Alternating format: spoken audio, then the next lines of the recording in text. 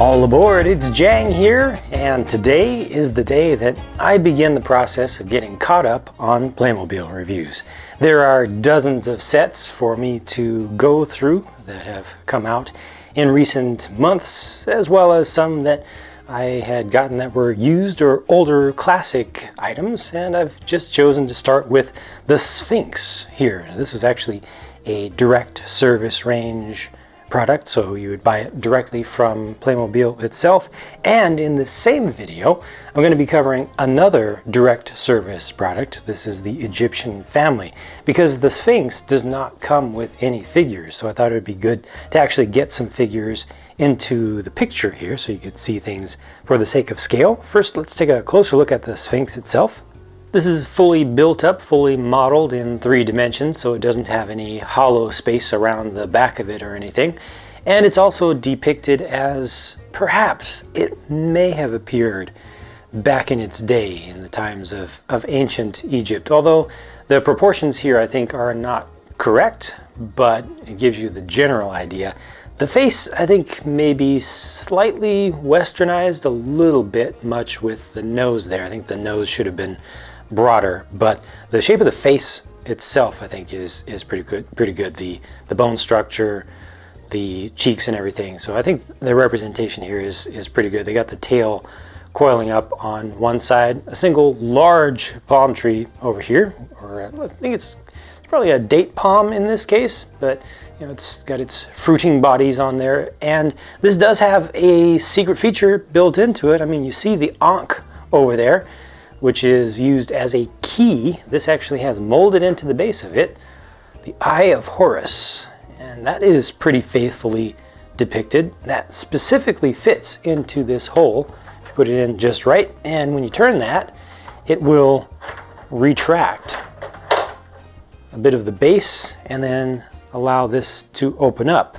Now there's nothing inside of there, so you have to kind of just add that yourself or use your imagination, or you could have somebody just hiding in there. You could play hide and seek if you want to, but let me show you how that works closing it up. This is actually a pretty nice mechanism. It's really simple how it works.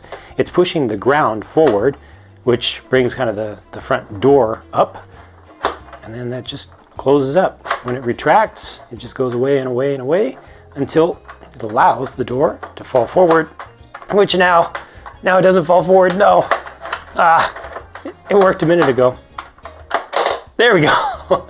Just needed to give it a little bit of vibration there. But yeah, the door itself is just kind of free floating at that point. There are no springs in here. There's no extra mechanism. It's just using gravity alone. But yeah, so it gives you a little bit of storage space there. You could put some hidden items in there, or like I said, you just hide a person.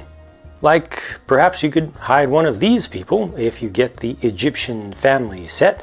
Maybe the kids could be playing hide and seek from each other around there, although that might get them in trouble with their parents. This is a great set for humanizing history. It shows just regular people, not what's typically depicted, you know, in kind of highlights of history with battles and such. You know, just regular people. You know, it was a civilization. It wasn't just kings and priests and warriors. You know, regular people had regular jobs and, you know, made food and had family gatherings and such and would play. So stuff like this I think is really, really great to make available on the market, and they come with just simple accessories. So like for instance, here's just a casserole dish, right? And they've got a spoon here, there's a larger ladle. This guy's holding on to a clay pot of some sort. She has a carafe here, you know, which is actually a pretty nice one, probably made of bronze. This looks like a set of tongs, you know, would be used for you know, maybe mixing up salads and things, right? I mean, it was normal people doing normal stuff. And the boy on the right has a shield, but that's a toy shield. It's a kid-sized shield, which is actually done up pretty nicely. You know, nice shape and has a print on it as well, but it just depicts play. I guess you could potentially use that for something else if you want, but I think that's what its main intent was.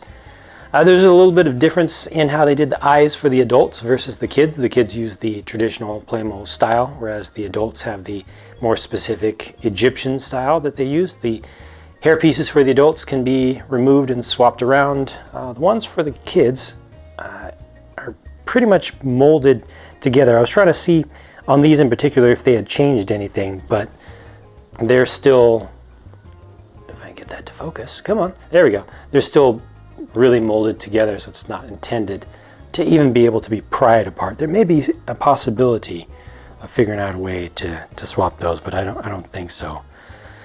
But nice printing on the fronts of the figures, not really anything on the backs, but you know, they've got these specialized molds that they used for these parts. Nice sandals on the guy.